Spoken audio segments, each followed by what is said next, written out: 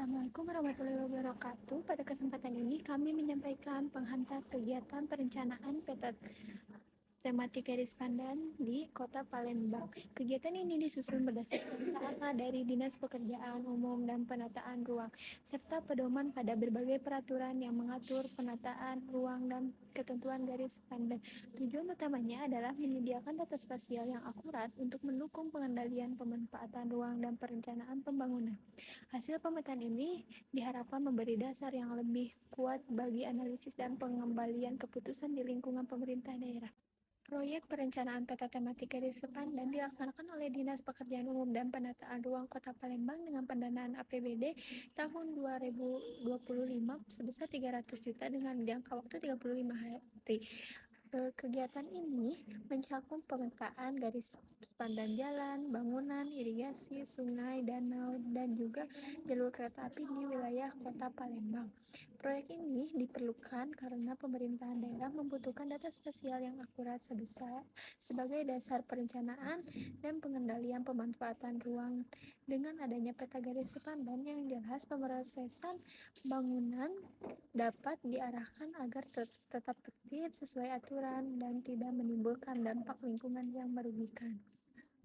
Baik, kemudian di sini ada identifikasi bahaya, penilaian dan pengendalian risiko. Berdasarkan work breakdown struktur kegiatan proyek kali ini dibagi menjadi 5 tahapan utama, yaitu yang pertama ada tahapan persiapan, kedua tahap survei lapangan, ketiga tahap pengolahan dan analisis data, 4 tahap laporan antara, dan yang terakhir tahap laporan akhir dan serah terima. Setiap tahapan memiliki potensi bahaya dan risiko yang berbeda, sehingga perlu dilakukan identifikasi serta langkah pengendaliannya. Yang pertama ada persiapan, mencakup inisiasi proyek dan pembentukan tim, pengumpulan referensi teknis dan regulasi, perancangan rencana kerja. Untuk potensi bahayanya, pada tahap persiapan meliputi kesalahan komunikasi, kelelahan mata, salah interpretasi, dan kesalahan estimasi medan atau lokasi. Untuk pengendalian risikonya tersendiri, mengadakan briefing awal, membuat notulensi untuk memastikan semua anggota memahami tugas dan alur kerja, pemeriksaan dokumen oleh minimal 2 orang, pembagian pekerjaan sesuai kompetensi, verifikasi lokasi dengan peta dan citra terbaru, review rencana oleh tim teknis. Kemudian untuk tahap yang kedua itu ada survei lapangan, mencakup penentuan area survei, pengukuran dengan GNSS RTK, dokumentasi lapangan.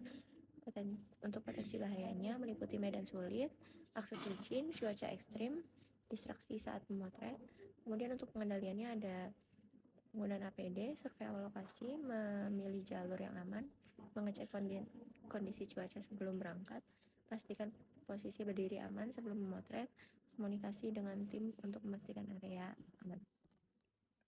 Kemudian untuk tahap yang ketiga itu ada pengolahan data dan analisis data, mencakup pemrosesan data GNSS dan digitasi, analisis spasial sepadan, verifikasi data.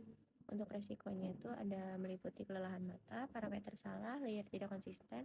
Pengendaliannya ada mengatur waktu istirahat tiap 1-2 jam, melakukan pengecekan hasil digitasi oleh anggota lain, double check formula buffer, verifikasi dengan regulasi sempadan, peer review, menstandarkan format layer berupa proyeksi atau skala.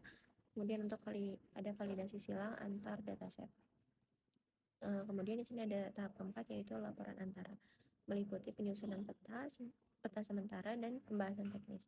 Resikonya itu meliputi simbol atau skala salah dan salah komunikasi. Untuk pengendaliannya ada meliputi validasi peta oleh ahli GIS, pemeriksaan template kartografi, notulen rapat jelas, menyampaikan kesimpulan rapat kepada semua pihak untuk konfirmasi. Kemudian yang terakhir ada laporan akhir dan serah terima. Itu meliputi penyempurnaan peta, integrasi ke STG, penyusunan laporan akhir, serta serah terima hasil. Kemudian untuk resikonya itu ada meliputi data tidak sinkron, file rusak, salah penulisan, dokumen salah atau kurang. Untuk pengendalian resikonya meliputi pengecekan akhir seluruh layer, sinkronisasi atribut, pembuatan backup data, memastikan format standar SHP, GeoJSON, dan TIFF. Kemudian review berlapis, proofreading, validasi angka, referensi pemeriksaan, checklist dokumen, dan verifikasi isi paket serah terima. Untuk kesimpulan dari HIRA DC ini, risiko tertinggi terdapat pada tahap kedua, kedua, survei lapangan karena potensi bahaya di tahap ini langsung berkaitan dengan kondisi fisik seperti medan sulit, akses licin, dan cuaca yang berubah. Resiko ini dinilai lebih tinggi dibandingkan tahap lainnya yang lebih bersifat teknis dan administratif. Karena itu, pengendalian di lapangan harus menjadi prioritas agar pekerjaan tetap aman dan berjalan sesuai rencana. Nah, selanjutnya kita masuk ke prosedur pekerjaan ya. Untuk prosedur pekerjaan itu yang pertama kita ada di persiapan. Nah, untuk persiapan ini mencakup berbagai persiapan proyek dan juga pembentukan tim, lalu pengumpulan referensi teknis dan juga regulasi. Lalu ada digitasi peta yang mencakup penentuan objek sempadan yang akan didigitasi, lalu pemrosesan digitasi sempadan bangunan, sempadan sungai, sempadan rel kereta, sempadan irigasi, sempadan danau, dan juga overlay. Lalu setelah itu kita masuk ke tahap survei lapangan. Untuk survei lapangan ini mencakup rancangan rencana kerja dan juga strategi survei pengukuran di lapangan dengan alat GNSS RTK. Lalu ada dokumentasi dan catatan kondisi existing. Lalu setelah itu kita masuk ke dalam tahap pengolahan data dan juga analisis data.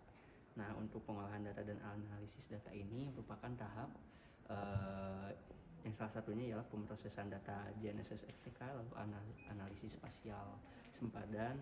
Setelah itu kesesuaian ruangan, lalu verifikasi spasial dan konsistensi data. Setelah itu masuk ke laporan antara. Untuk laporan antara ini merupakan tahap penyusunan peta, garis sempadan sementara, pembahasan teknis dan juga konsultasi.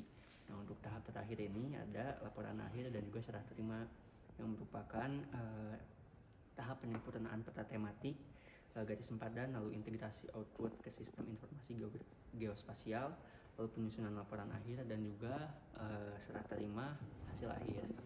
Selanjutnya ada daftar APD. Yang pertama ada helm, yang kedua ada rompi APD, ketiga ada sepatu safety, keempat ada sarung tangan kerja, kelima masker dan topi lapangan.